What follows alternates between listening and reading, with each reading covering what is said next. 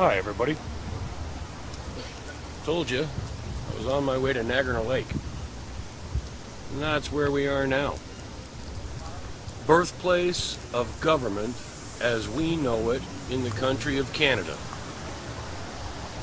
Behind me is the clock tower. Let's see, I'm going to turn this camera around and you folks can see what I'm looking at.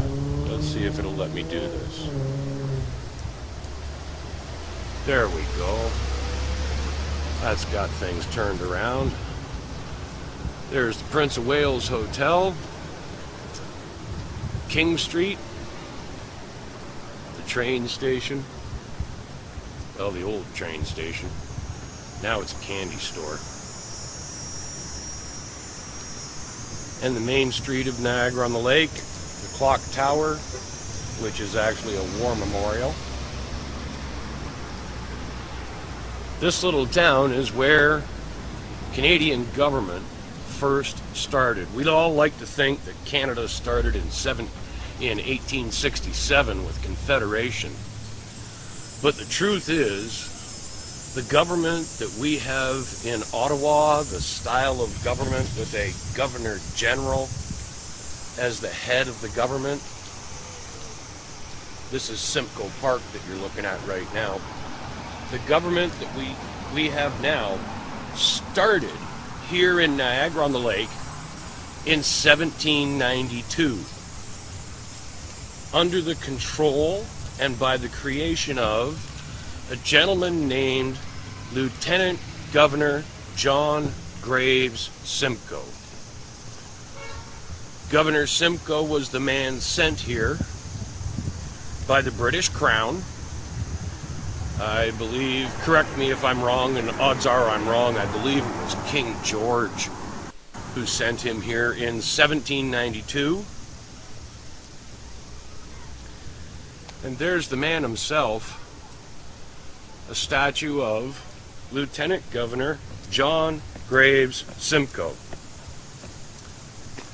This is Simcoe Park in Niagara-on-the-Lake. And you can read the plaque. John Graves Simcoe, the first Lieutenant Governor of Upper Canada, which is what we now know of as Ontario. With the generous support of the Ministry of Canadian Heritage, the Town of Niagara-on-the-Lake Heritage Fund, and the Henry N.R. Jackman Foundation, sculptor unveiled, blah, blah, blah, July 99, and then it goes on again in French. And standing way up here, I hope the sun doesn't create too many problems for this poor little cell phone camera, but standing way up here is a statue of Lieutenant Governor John Graves Simcoe. Now, what's so unique about Governor Simcoe? Governor Simcoe was the representative of the Queen sent here to establish an administrative government where the Crown could control the subjects of the new colony known as Upper Canada, being upstream on the St. Lawrence River. Here's a plaque put in place by the Ontario government. It's erected by the Legislative Assembly of Ontario. I don't know if you can read it in here with the leaves causing shadows and whatnot. Erected by the Legislative Assembly of Ontario, commemorates the bicentennial of the first session of the Parliament of Upper Canada, held in Newark, now known as Niagara-on-the-Lake, near this site on September 17th, 1792, which marked the beginning of representative government in this province. And that style, that form of government, is what we still have not only here in Ontario, where we have a lieutenant governor, but in every province where the government is held accountable by or to a unelected figurehead as the leader of the government. That's the case with our federal government. That's the case with each and every provincial government. Just because they're not called the Lieutenant Governor of Ontario doesn't mean that Alberta or Saskatchewan don't have the same system. This is another plaque, the first Legislative Assembly of Upper Canada.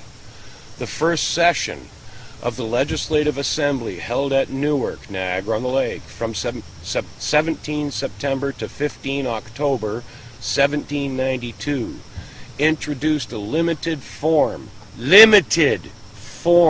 you read those words? Right there. Limited form of representative government. Not an open form where the people have power.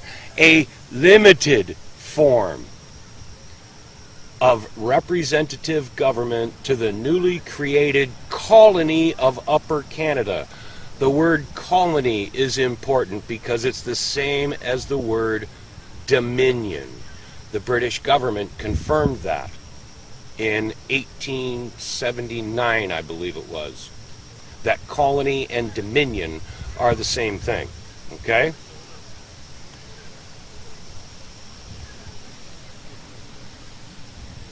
Newly created colony of Upper Canada. The elected assembly formed part of the first legislature under the administration of John Graves Simcoe, Lieutenant Governor of Upper Canada. Statutes of the first session, statutes of the first session established English property and civil law and trial by jury. In 1797, the seat of government was moved to York, now known as Toronto. The government that he founded here, under the instructions and mandate of a foreign government, the British Crown. The government that Lieutenant Governor John Graves Simcoe created consisted of, and I believe this plaque over here explains it, consisted of him as the ultimate leader and having total control of the government. In other words, no representation of the people. He had total control. And maybe this is the plaque that explains it here. No, this is about trees.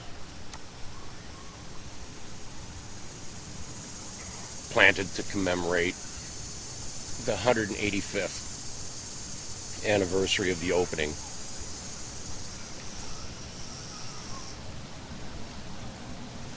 And this one over here is about the American Oracle.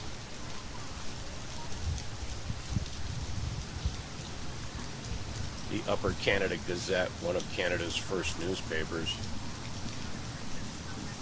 And it goes on to talk about Governor Simcoe, and the first edition of 4 pages appeared in 1793. Lots of history here in Niagara-on-the-Lake. Back to my point about the government that this man created. The mandate that he brought from a foreign government, from the British Crown, the mandate gave him ultimate power, total control. Okay? It gave him power to appoint a 9-member legislative assembly, or council as it was known. A appointed, not elected, 9-member legislative council. His government included an 11-member elected council of the residents. So the guy with all the power and his primary 9-member advisory council weren't elected. The head of the government was appointed by a foreign government. He then personally appointed 9 specific advisors who listened to the complaints and issues brought forward by 11 elected members of the public. Not really a government representative of the people. Oh, and by the way, Lieutenant Governor John Graves Simcoe, the 9-member council that he appointed as his advisors were all members of Niagara Lodge number 2 Masonic Lodge here in Niagara-on-the-Lake, founded in 1792. Same year, the government was created here. Coincidence? Maybe. A government leader appointed by a foreign government chooses 9 members of the Masonic Lodge as his personal advisors to govern over the provinces of Upper and Lower Canada, Ontario and Quebec. That very same one top leader and appointed, unelected council of advisors is what we see today in our provincial legislatures and even in our federal government. Where do you think cabinet ministers come from? All we have to do is look back to Kathleen Wynne. She appointed herself Minister of Agriculture. What bloody credentials does she have to be Minister of Agriculture? None. But because the government, created in 1792, says that the Council of Advisors are appointed, not elected, she gets to appoint whoever she wants to be in any government-paid position. That, ladies and gentlemen, is not freedom. That is not representation of the people, by the people, for the people. It takes no stretch of the imagination to compare our Canadian government system, be it provincial, federal, municipal, or even city governments. They're all based on this same principle that started here in 1792. They are not representative of or accountable to the voter. They are a corporate structure with an ultimate, uncontested head of government. And we, the people, are the employees of the corporation. Our say, our input is grossly and totally limited. You saw the verbiage on that sign I showed you just 20 minutes ago. A limited representative government. In other words, your input to a government that controls your life is limited, dating all the way back to 1792. Do you see the problem here, folks? Not yet? You don't understand that our government doesn't represent us. Even our Charter of Rights and Freedoms. The government is granting us rights and freedoms that aren't the government's to grant us. They are ours, undeniably. We as humans have those rights. If the government thinks for 1 minute that it can grant us those rights, then by the same token, it assumes that it can deny those rights. And that, ladies and gentlemen, is wrong. We're down here right on the waterfront. This is where the Niagara River meets Lake Ontario. Way out yonder that way is Kingston. And if I walked out and looked this way, we'd see Toronto. Over there, that's Fort Niagara on the American side of the river. That's the US of A. And you want to know the big difference that makes all the difference in the world? From that side of the river to this side of the river, you know what makes all the difference in the world, ladies and gentlemen? Over there, they're citizens. They fought for their freedom. They gained the right to be citizens, not subjects.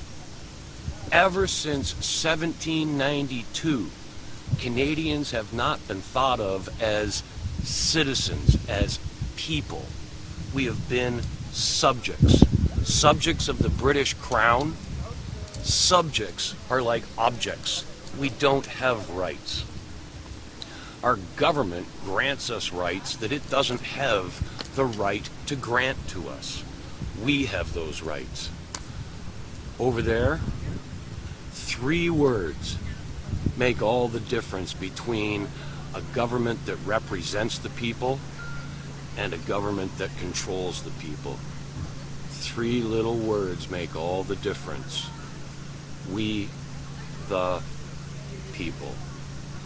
Those 3 little words make all the difference between a limited representative government and a government held accountable by and to the people. That, ladies and gentlemen, is the difference. That, ladies and gentlemen, is why our government is corrupt.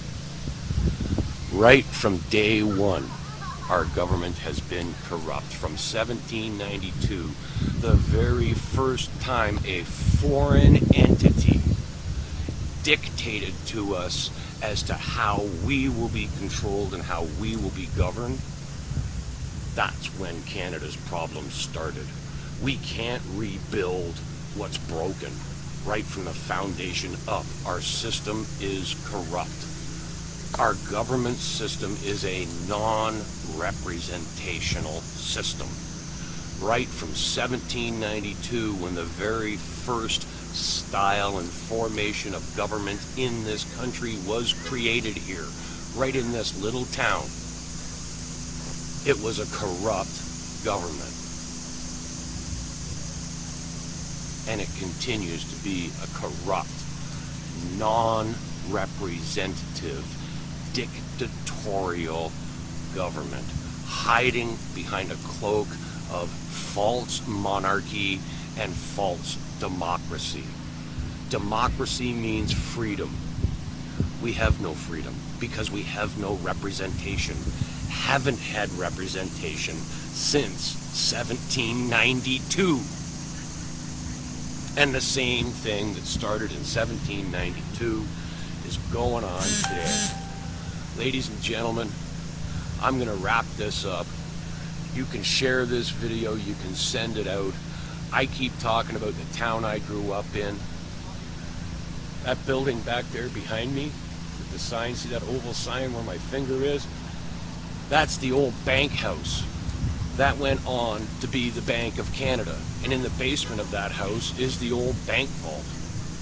This little town that I grew up in, this is where it all started. This is where the Canadian dream began.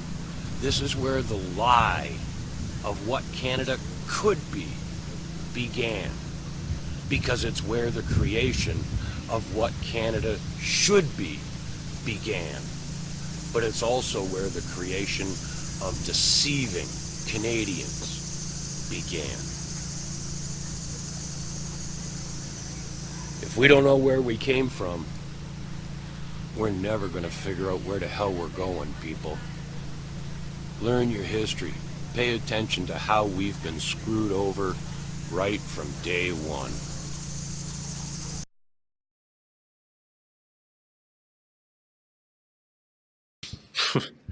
The greatest threat to our freedom of speech, I would say, is political correctness. Can you handle the truth about Canada? You can start by checking out NephilimFilms.com.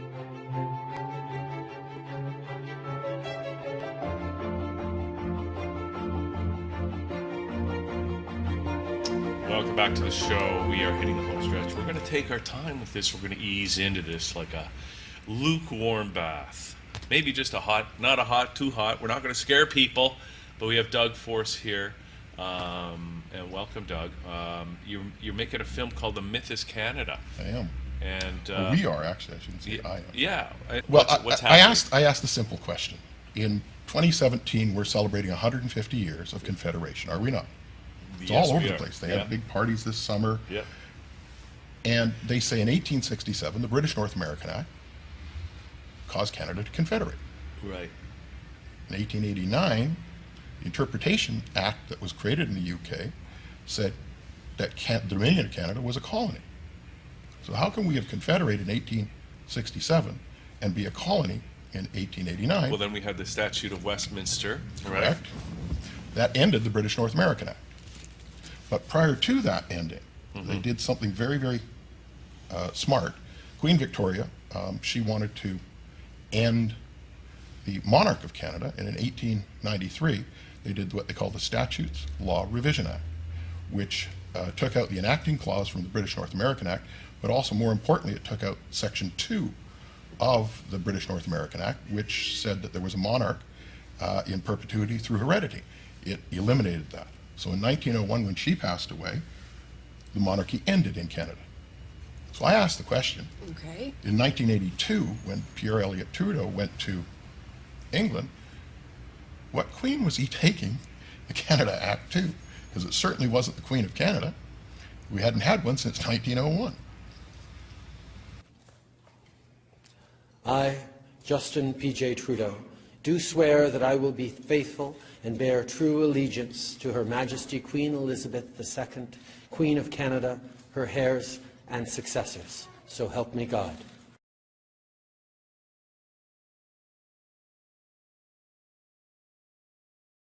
This year, Eldon Warman, he had a wonderful website called DTax Canada, where I read on DTax Canada many years ago now. He had what they called the Walter Cool letter up there, and Walter Cool was a backbencher Yeah. in Ottawa in the 1920s and 1930s, Yeah. and he wrote a letter, very famous letter, to René Lévesque in 1976, when René Lévesque was having a big thing in Quebec for the PQ. They wanted to do a big separation. Right. And so he wrote a letter saying, Mr. Lévesque, you can't have a divorce without first having a marriage. Canada never confederated. You're already a sovereign nation. So René, he went to Ottawa to Yeah. see Pierre Elliott Trudeau, and he went into the office of Trudeau, and he threw the letter at him, and he said, read this and tell me, is it true or not? And Trudeau read the letter, and he said, yes, it's true, but you shut up and go back to Quebec. Here's 2 big suitcases full of money. Now piss off. Is that what really happened? Yeah. And Trudeau knew that? Trudeau knew it. Of course he knew. All of the premiers, all the prime ministers know it. Who needs special powers? The politicians. They're the ones who want special powers naturally because they're in the power game. And what they can get from Ottawa, they will have more in Charlottetown, in Quebec City, in Victoria, BC. That's the game of politics, power. Referring to is what happened in 1982, where he took what was it called? The Constitution, or the Canada Act, 1982. He created in his own parliament. But the problem was that he didn't ask we the people. But Okay. Canada is a corporation, Yeah. because that in 1982, if you read the Charter of Rights and Freedoms, one has to understand what a charter is. And what you do when you open a corporation, you charter a company. Okay. I remember Harper, when he was government a few years ago, he was in an interview in Calgary, and he made claim that the federal government is a de facto government, which means it's an unlawful and illegal government. The Governor General just recently, the one before the one that's in there now, she made it very clear that she was a de facto head of state. That's why we need this movie to come out. And that's why we need to stand up against the NWO and make sure that their plans do not succeed. Because we have the power. We, the people, have the power. A boy was born in a hot town, Mississippi, surrounded by 4 walls that were not pretty. His parents give him love and affection to keep him strong. Hi, everybody. What you're about to see are some clips from a video produced by Rocco Galati, noted Canadian constitutional lawyer. Listen to what this man has to say about Canada being a dictatorship.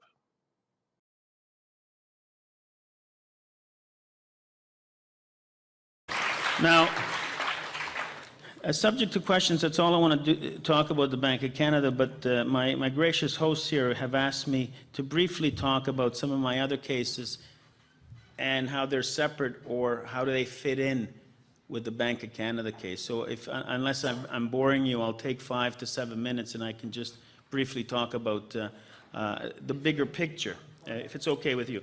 All right, so Machiavelli once said that, you know, the people are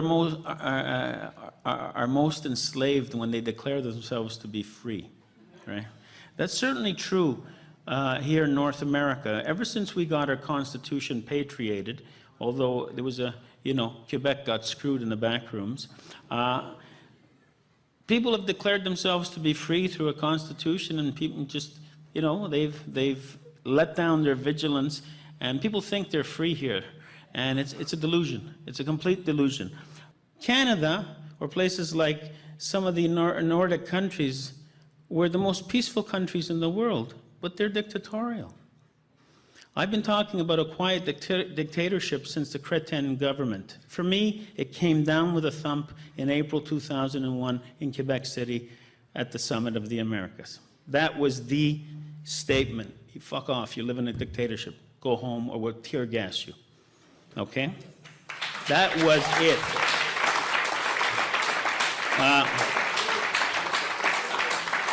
I defended the First Nations at Guffiston Lake. I don't know, who remembers Guffiston Lake? Very few. Lloyd Axworthy and Princess Diana of Wales were touring the world trying to convince the world that we should ban landmines, military landmines. First Nations in northern BC occupied a piece of land they said was stolen from them. The Canadian Army surrounded them and laced the perimeter with the landmines Princess Diana and Lloyd Axworthy were trying to ban over Europe at the same frigging time, right? So the dictatorship, and that was all illegal action under the Constitution. Under our Constitution, you cannot dispatch military personnel against our civilian population. They did the same thing at Oka. That was illegal, completely illegal, contrary to the Constitution, okay? So that was the beginnings of our in-your-face dictatorship. It's all governments, all, you know, we have political parties that just have different football jersey colors, you know? I mean, there's not much of a spectrum, right? We got, you know, so we got orange, we got red, and we have le bleu, not to be confused with Québécois bleu bleu. You know, we got the Conservatives. So that's it. So it doesn't matter to me which government it is. If they act unconstitutionally, they have to be made to account. Thanks for watching. Hope you enjoyed this. Do yourself a favor. Hit YouTube, search for Rocco Galati. It's worth watching. Hope to see you on my YouTube channel. Bye.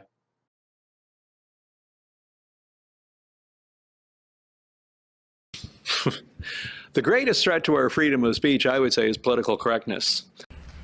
So, I'm going to start a bit about a personal introduction, and I'm going to say, just so you'll know, and it's important later, that I'm a court expert in Canada on jihadist-based terrorism. This is in the Criminal Court of Canada, the Ontario Superior Court, as well as twice in the Federal Court of Canada. I'm also a court expert on the reliability of intelligence as evidence, and there's a huge story behind that. But anyway, all of this is going to be important later. I'm going to come back to that. But meanwhile, so why do the Islamists, why do they need this M103 motion? It's actually very simple and very clear. The ideology of the Islamist is so abhorrent, so barbaric, so misogynistic, and so anti-democratic that it cannot withstand public debate. it cannot withstand the exposure of sunshine. For instance, actually, one perfect example, seeing how we're here in Toronto, Toronto police force has a chaplain, an imam, who's educated at the University of Medina, advocates wife beating, advocates some of the worst aspects of Wahhabi Islam. But yet he's a chaplain for the Toronto Police Force. So more people should be questioning the Toronto Police Force and saying, why is that guy your imam? Why not somebody from one of the more modernist organizations? That would be just one approach at the civic, provincial, and federal level. The greatest threat to our freedom of speech, I would say, is political correctness. Yeah, it's something we should be taking seriously, and if we're not, we can look at France and Belgium and just say that's where we're going in the next few years.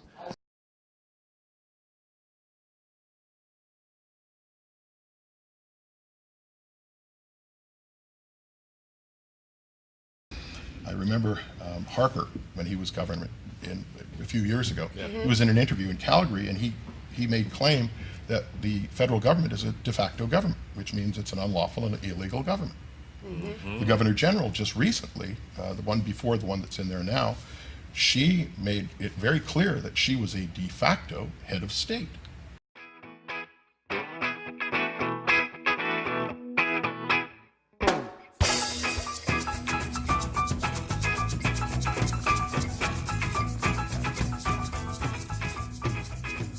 Was the Toronto Danforth shooting a symptom of so-called mental illness, or was it an ISIS attack linked to one of the largest chemical weapons busts in all of North American history? On July 22nd, Faisal Hussein, a 29-year-old Muslim man born in Canada of Pakistani heritage, used an illegal handgun to open fire on innocents dining in Toronto's Greektown along Danforth Avenue. Hussein killed 2 young Canadian girls, aged 10 and 18, and wounded an additional 13, some of whom may never walk again. After an exchange with gunfire with police, Hussein turned the gun on himself. According to police sources, Hussein, who was known to law enforcement, had posted favorable comments on jihadi websites and had recently visited Afghanistan. After the massacre, Toronto police refused to release his name until much later, by which point his family had a professional letter ready to go, citing nothing to do with Islam, everything to do with mental illness. The note, by the way, was crafted by this Taqiyya for Hire Muslim lobbyist, Mohammed Hashim, who on occasion gets money from Justin Trudeau's Liberal government, a guy whose public relations and media work has been widely credited by insiders as framing a new narrative for Muslims in Canada. But it would seem that ISIS didn't get the memo, literally. 3 days after the rampage, ISIS claimed responsibility for the attack through their Amaq news agency, stating that the attacker was, quote, a soldier of the Islamic State and carried out the attack in response to calls to target the citizens of coalition countries. Leaving aside the fact that Justin Trudeau pulled our jets out of the fight against ISIS for a second, media and political elites have been literally tripping over themselves to suppress the terrorist link, some outlets even going as far as calling for pity for the shooter's family, which, well, brings me to the point of this video, the shooter's family.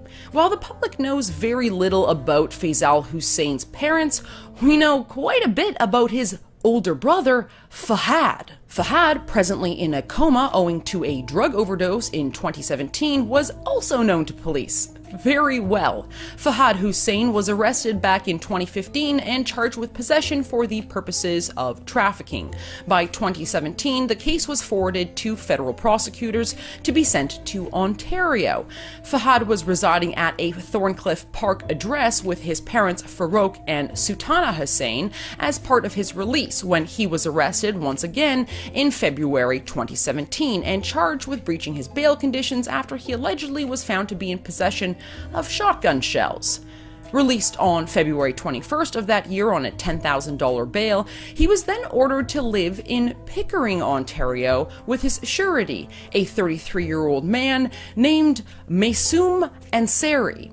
At some point between February and September 2017, Fahad suffered a drug overdose and was sent to hospital, where he is now in a coma. But on September 20th, 2017, Durham Regional Police executed a search warrant at Ansari's address, where the shooter's brother had been living, after firefighters noticed a suspicious substance in the basement and alerted police. Police say that they discovered 33 guns and 42 kilograms of what was later identified as the very deadly drug carfentanil. Now, this is where the story gets really interesting. You see, carfentanil isn't your usual street drug. Carfentanil is 100 times stronger than its lethal cousin, fentanyl, making it 5,000 times stronger than heroin.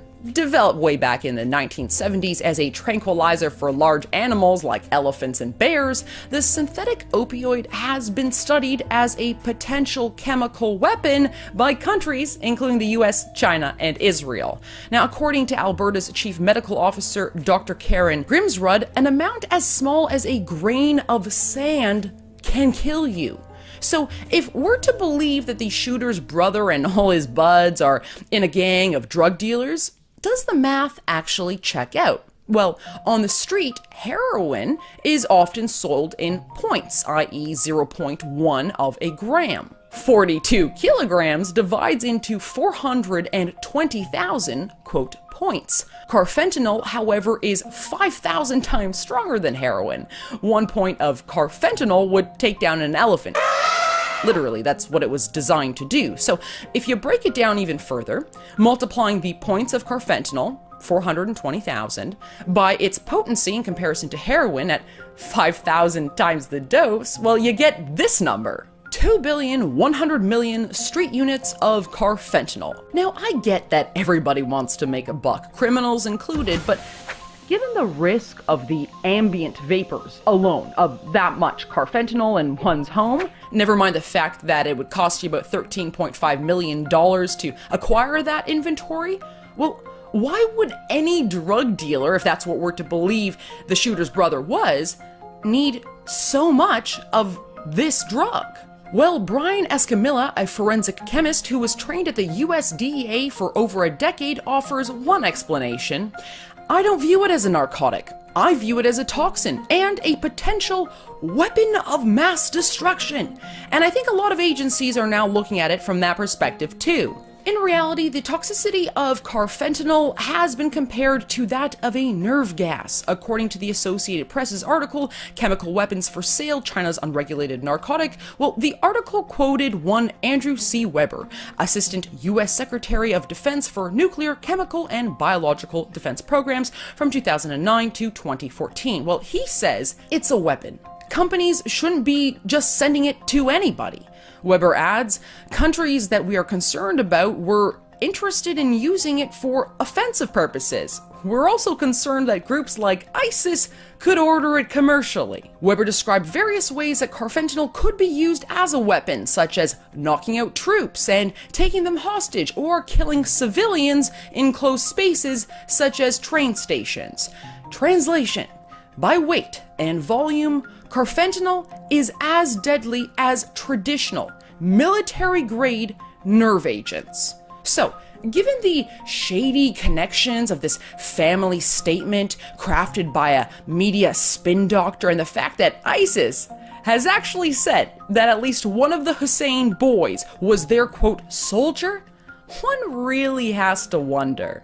Was Hussein's brother just a drug dealer who simply got too high on his own supply? Or is the Danforth shooter's brother in a coma because of an experiment in chemical weapons gone wrong? More specific to the news of the day, was the Danforth massacre simply an untreated case of mental illness? Or was it an ISIS plot with connections to the largest chemical weapons stockpile in North American history? Well, one thing I know for sure, media, police, and politicians better start asking these questions pretty soon, because who knows what else a band of so-called mentally ill men might be cooking up in Canada's backyard. Thanks very much, everyone, for tuning in. I so appreciate your support. Yes, I've been kicked off of PayPal and Patreon, but I'm still available both by e-transfer and Bitcoin. So if you like my journalism, you can't get anywhere else, please feel free to support by clicking on one of the links in the description below.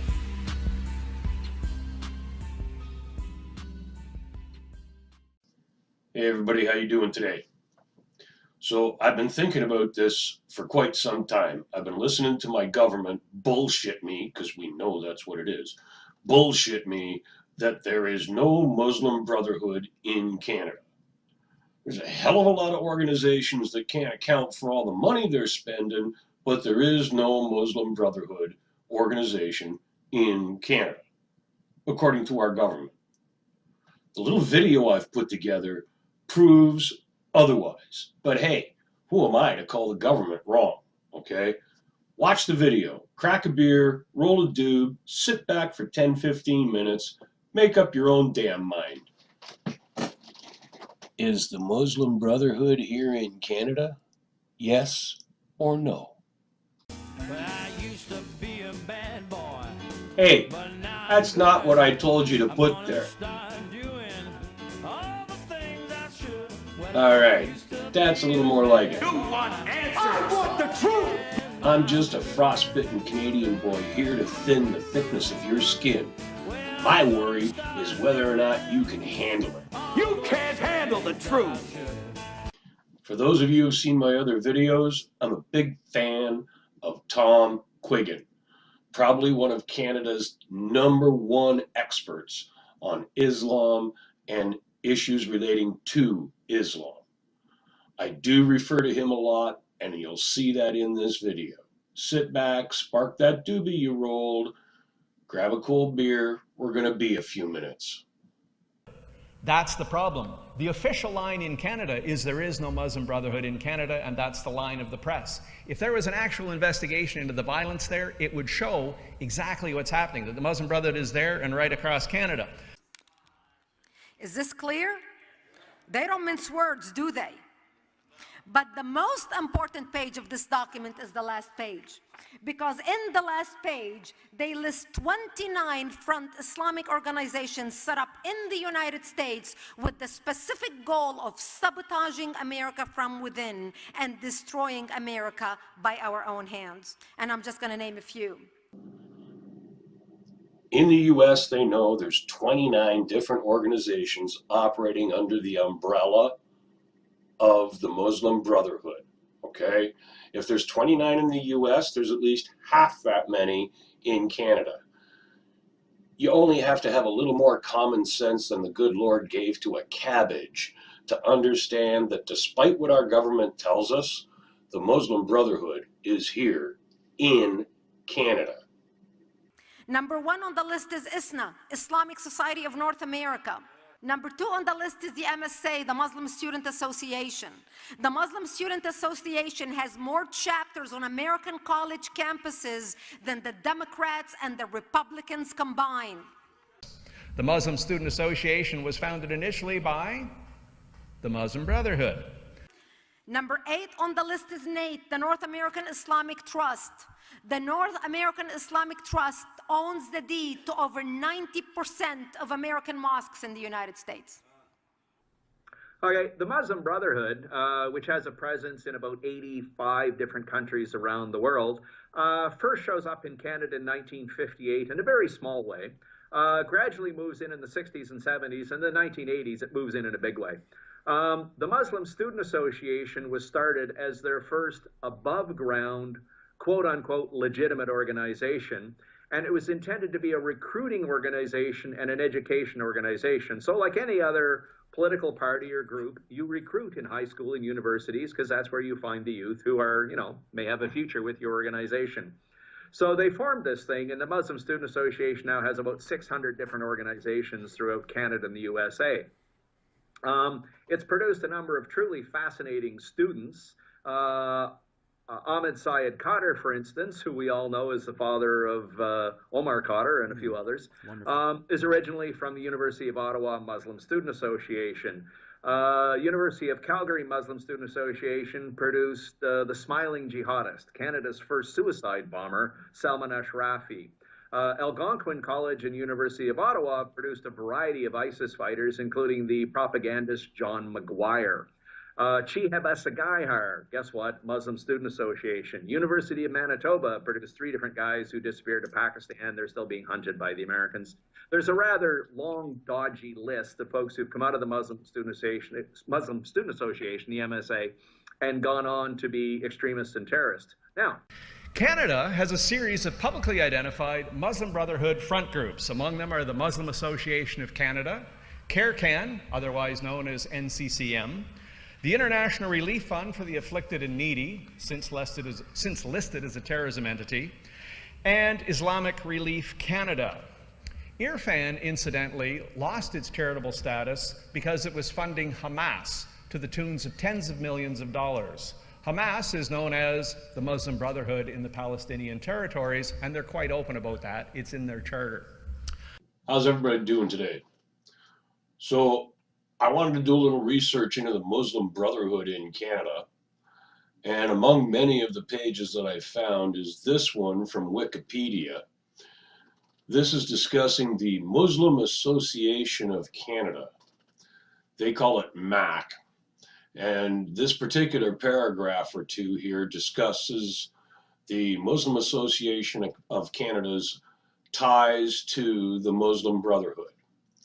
The Wikipedia states, MAC has not shied away from its respect for the Muslim Brotherhood, and in 2015, the non-profit Muslim Association of Canada was identified in Canadian Senate testimony as a front group for the Brotherhood, whose motto is, Allah is our objective, the Prophet is our leader, the Quran is our law, Jihad is our way, and dying in the way of Allah is our highest hope.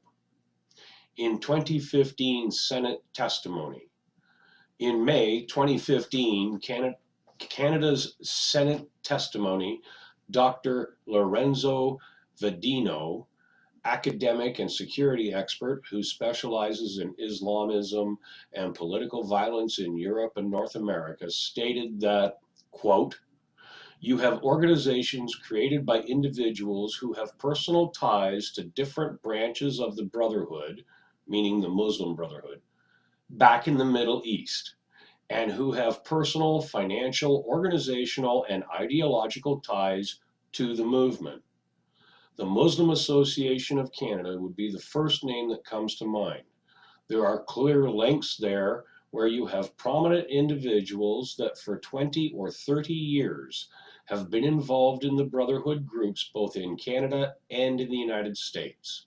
What used to be called CARE Canada is the same thing. There are charities like Islamic Relief. Irfan is gone, but it was part of that. Irfan is IRFAN. It has been declared a terrorist organization. It was funding the Muslim Brotherhood. Well, to be specific, it was funding Hamas, which is the name of the Muslim Brotherhood in Palestine. Okay? So here in North America and in other places, it's called the Muslim Brotherhood. But if you went to Palestine, you would refer to the Muslim Brotherhood as Hamas. And Irfan, IRFAN, was declassified as a charitable organization and declared a terrorist group because it was directly funding to the tunes of tens of millions of dollars. It was directly funding Hamas and or AKA the Muslim Brotherhood. So, what are the indicators that it really is a Muslim Brotherhood mosque? Well, for instance, a key leadership figure in the mosque, its spokesman, the guy who testifies to the Quebec government for them, and a person that helped found the mosque, is on the Shura Council of the Muslim Brotherhood of North America, according to the Muslim Brotherhood of North America, who identified him by name, by phone number, and said he is the Masul, or the leader of the Muslim Brotherhood for Canada East. Hope you enjoyed the video. Till next time, keep it real.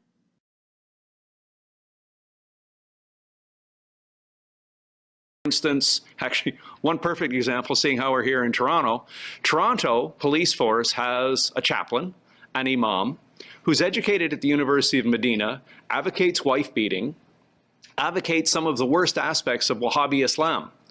But yet he's a chaplain for the Toronto Police Force. So more people should be questioning the Toronto Police Force and saying, why is that guy your imam? Why not somebody from one of the more modernist organizations? That would be just one approach at the civic, provincial, and federal level. There was a reason that Trudeau did all of this. Like I said, he saw the writing on the wall. He saw that what was coming was going to be world government.